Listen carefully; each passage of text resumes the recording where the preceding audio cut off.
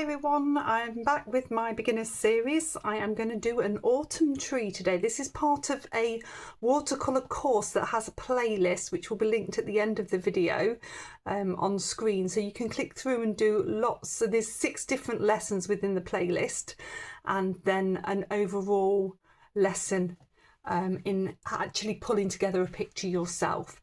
So autumn trees, this is 6 by 7 inches. It's Saunders waterford paper. I'm using my same 3 brushes, round number 10, round number 6 and a number 2 rigger. My Cottonman palette, which is linked in the description.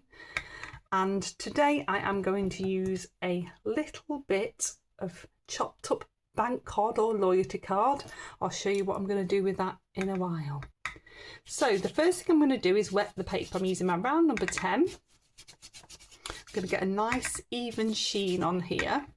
If you had a bigger brush, you could use that. I'm just showing you with limited supplies and limited colours to show you that you can use what you have and it works. You don't need to buy lots of stuff. Okay, so I've got a little bit of water on there.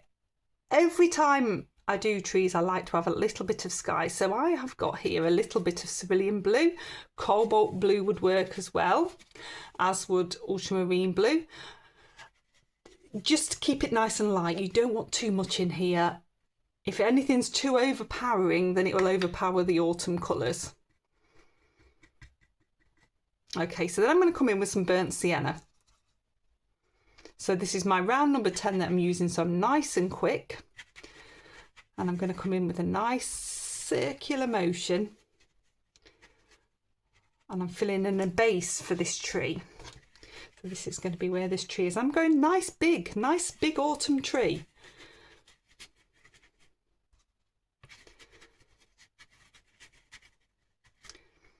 That circular motion just helps you to keep the paint still and not too flowy. See, I'm pushing down with a brush.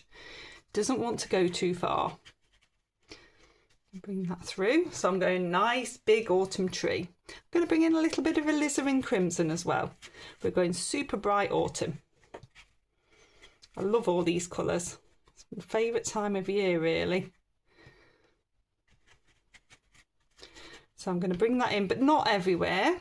And then I'm going to bring in a little bit of the cadmium yellow as well. So if you haven't got any of these, just choose the colour that's near it.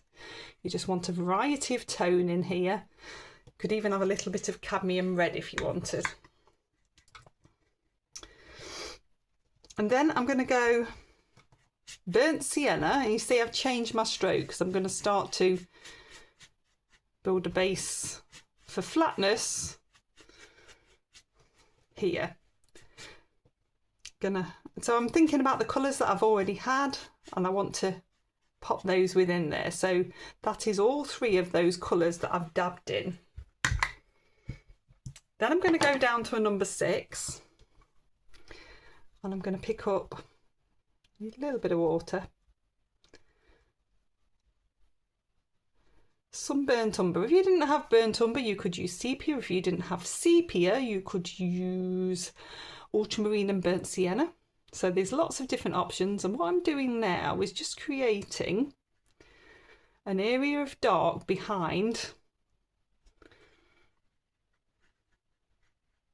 So I'm coming behind the tree, and it's going to separate the tree from the grass or the leafy area. So I've got that separation there. If I just rinse my brush off, dab it off, and then I'm just going to think whereabouts my trunk is going to be. I'm just going to pull that through because I just don't want to have too much of a line there. That I'm going to, it's more about obliterating the line later, not that the colour's there. I just want to keep it nice and smooth. So that's going to give me, if it's too wet, it'll just make a watermark. So you've just got to make sure that it's nearly dry when you're doing this. I'm going to have a nice big trunk there. Okay, so I'm going to dry that one off. Okay, so that's nicely dry.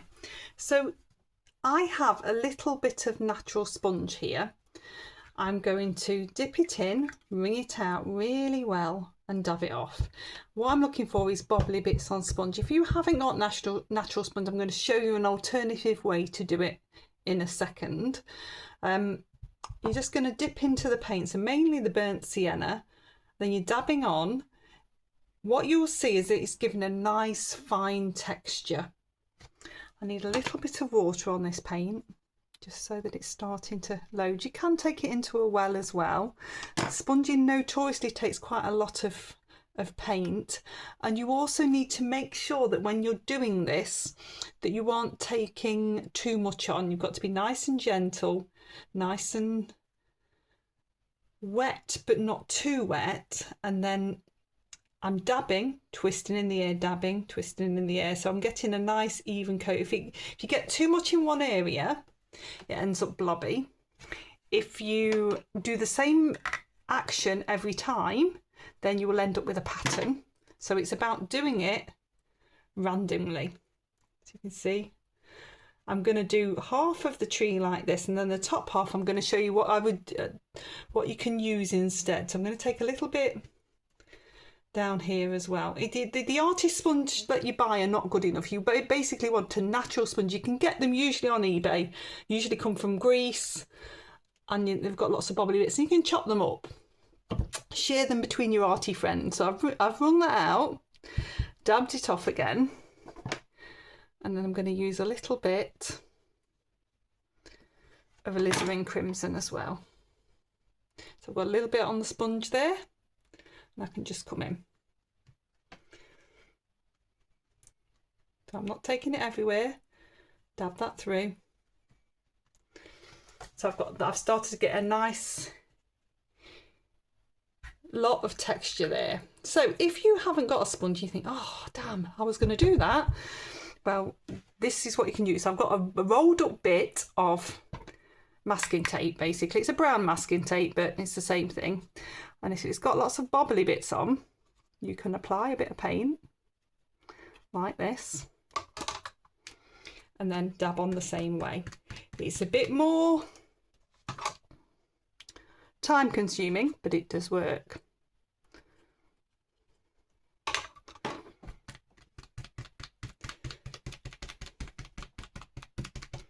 Can you see I'm doing that same action? I'm just moving it around. So it's showing you, it's finding tools, often kitchen tools are quite useful, within your house that work. You might even be able to do it with a little bit of foil. I've done that before as well. So that's the burnt sienna gone on. And then I'm going to do a little bit with the alizarin crimson. So I've just screwed up a ball of masking tape basically, and I'm using that. And I can just come through. I'm just painting a little bit more on.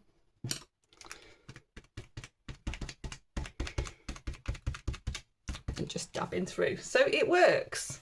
You don't need to have all of these tools. It's finding something that works in the same way. I'm all for making it as cheap as possible. I'm going to dry that one off, and then we'll look at the trunk. Okay, so that's nicely dry. So what I'm going to do first of all is come into the trunks. This is my round number 6. Plenty of water on my brush, and I'm going to bring in a little bit of burnt sienna. Then I'm going to come into my dark brown. Whichever dark brown you've got is absolutely fine. And I'm going to bring that down the trunk. So I've made this quite a hefty trunk because I want to show you another technique within it. So I'm going to bring this up.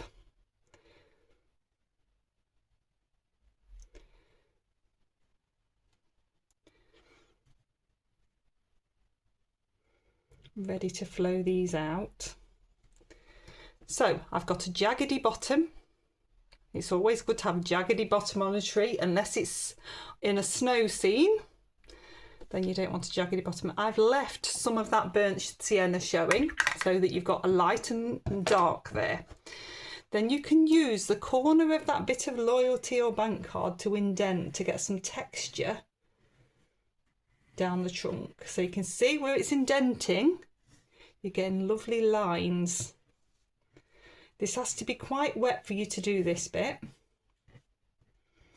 And you can also scrape light by using the side of that bit of card, but just remember to do a little arch because it's circular, so you don't want to go straight, you want to do a little arch. You can see those little bits of light appearing there, so it's a really useful tool to have. So then I'm taking my long thin brush, which is my rigger, just loading that up. I'm going to twizzle round and I can just start to bring some branches out. So I want to stagger those branches so they come out at different parts from the trunk so that it doesn't look too uniform. It's actually wet and I quite like that because it goes back into the tree trunk and gives dark and light areas. And take another one here. I find it easier to paint strokes downwards to a point that way, so this is why I turn upside down. If you don't find it easy, you can do it the right way round. It's all personal preference. If I turn back this way now, you can see that this is coming together as a beautiful autumn tree. We don't really need to do much else. So I can do some very fine ones. If you miss bits, then it can come through the foliage and that's quite useful. So you're using the foliage or the sponging you've done as gaps. That's quite useful as well. You can take tiny little bits coming out at the top of the tree because you often get little bits, but we're not going to overcomplicate it. That's working really nicely. So then if this side is light, we're going to have some shadow that way. I've just blobbed on here, look, so I'm just going to take a damp brush and just take those off. That's a bit of the burnt umber. So I now want to have a little bit of shadow coming this way, and it's up to me what colour I use. I think I'm going to go burnt sienna because it's burnt sienna on here. So I can just bring that little bit of shadow that way for the trunk, and a little bit starting to appear here, and then it's all nicely grounded on there as well. So I'll dry that one off.